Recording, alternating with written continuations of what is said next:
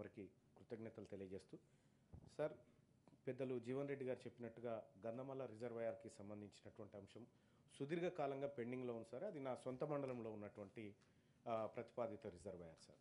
అక్కడ గత కొంతకాలం నుంచి కూడా ల్యాండ్ యాక్విజిషన్ ప్రాబ్లం ఉందని చెప్తూ వస్తూ ఉన్నారు.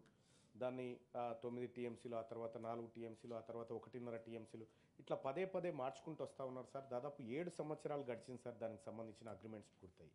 కానీ నేటి వరకు కూడా గంధమల్ల రిజర్వాయర్ నుంచి ఎలాంటి ఒక కార్యక్రమం జరిగినట్టుగా కనిపించట్లేదు సార్.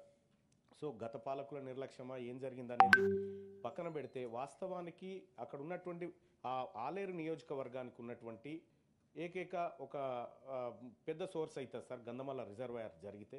సో ఆ గంధమల్ల రిజర్వాయర్ని నిజంగా ఇప్పుడు గత పాలకులు చేసినటువంటి నిర్లక్ష్యాన్ని సరిదిద్దుతూ ప్రస్తుత ప్రభుత్వం ప్రజాప్రభుత్వం దీన్ని ముందుకు తీసుకుపోయి ల్యాండ్ యాక్విజిషన్ ఇబ్బందులు లేకుండా, ఎందుకంటే ఇప్పటికే మనం ఆ వీరారెడ్డిపల్లి గంధమల్ల అనేటువంటి అంశాలను కుదించుకుంటూ వస్తూ ఉన్నాం. ల్యాండ్ యాక్విజిషన్ విషయాలు కానీ టవర్స్ విషయంలో కానీ చాలా కుదించుకుంటూ వస్తూ ఉన్నాం సార్. దాన్ని త్వరితగతిన పూర్తి చేయడం కోసం ఏదైతే మేడిగడ్డ గురించి పెద్దలు జీవన్ రెడ్డి గారు ఎట్లయితే చెప్పినారో సేమ్ గంధమల్ల రిజర్వాయర్ కూడా ఈ ఇంకేమైనా అలొకేషన్స్ ఉంటే కూడా ఈ బడ్జెట్లో కేటాయించాలని తమరి ద్వారా మంత్రి గారికి విజ్ఞప్తి చేస్తున్నాను సార్.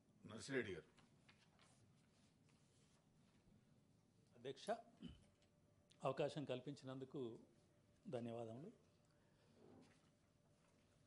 గంధమల్ల ప్రాజెక్టుకు కొండపోచమ్మ నుంచి నీళ్ళు రావాలి. కొండపోచమ్మ నుంచి గంధమల్లకు